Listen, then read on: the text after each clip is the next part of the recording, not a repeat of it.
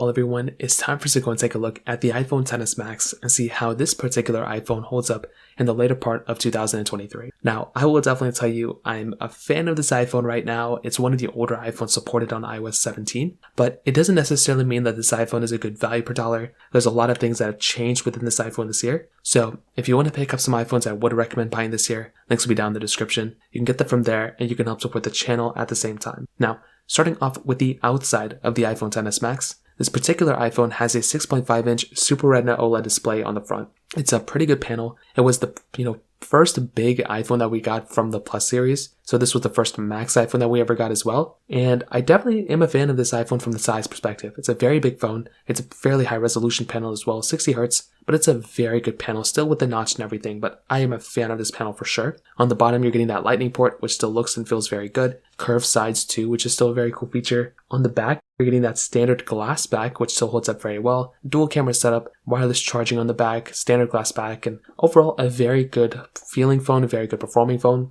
Not a lot to complain about here from that specific perspective, but I'm still a fan of the way this phone still feels, and it still feels like a very expensive phone. But that's all in the exterior, nothing really changed there. The biggest change that we probably got was with iOS 17 this year, at least for my mid and early year reviews. And the thing I'll tell you is that iOS 17, much like most versions of software, are still a work in progress. But luckily for us, with the iPhone XS Max, this has actually been a pretty good performing phone on this version of software. Like, it really hasn't been terrible. And I do think that's actually a really good thing for this particular phone. With a device like the iPhone XS Max, you were actually getting a very decent performing phone on iOS 17, and you're still getting a lot of features within this new version of iOS as well, which is a cool thing. I will tell you though, for the most part, it's not like the most perfect version of software of all time. It definitely has its issues and definitely has its problems, but I would say for the most part, if you're somebody who's going to go ahead and buy a new iPhone, this probably would not be the one I'd recommend, since it's on the last version of software it's probably going to be getting. But I will still say, from a feature standpoint, it's actually a pretty good featureful phone, and I definitely do think that deserves some credit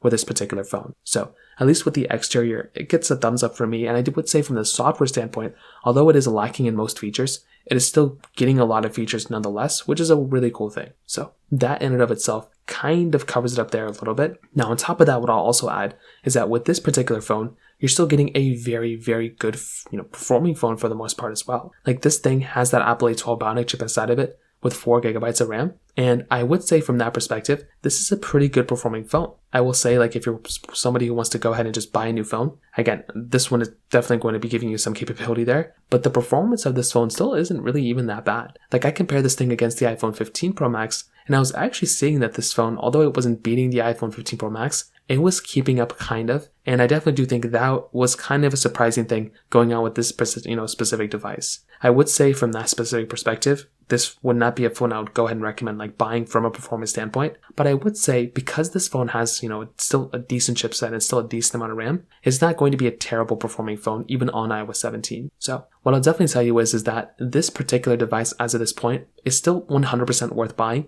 I think it's a tremendous device, and I think that in and of itself is a very, very cool thing. But I will say, with a device like the XS Max, I mean, take it as you will. I think this is a good phone. I think it has a lot of capability, but I would still recommend buying a device like the iPhone 11 Pro Max or 12 Pro Max, because that's probably going to have a little bit more of a future ahead of it than something like the XS Max. So that pretty much covers it up there. If you have any other thoughts or questions, let me know in the comment section below. Hit the like button, that will mean so much, but definitely hit that subscribe button. More importantly than everything else, I love every single one of you guys. Hopefully I'll catch you guys in the next video. Peace out till then.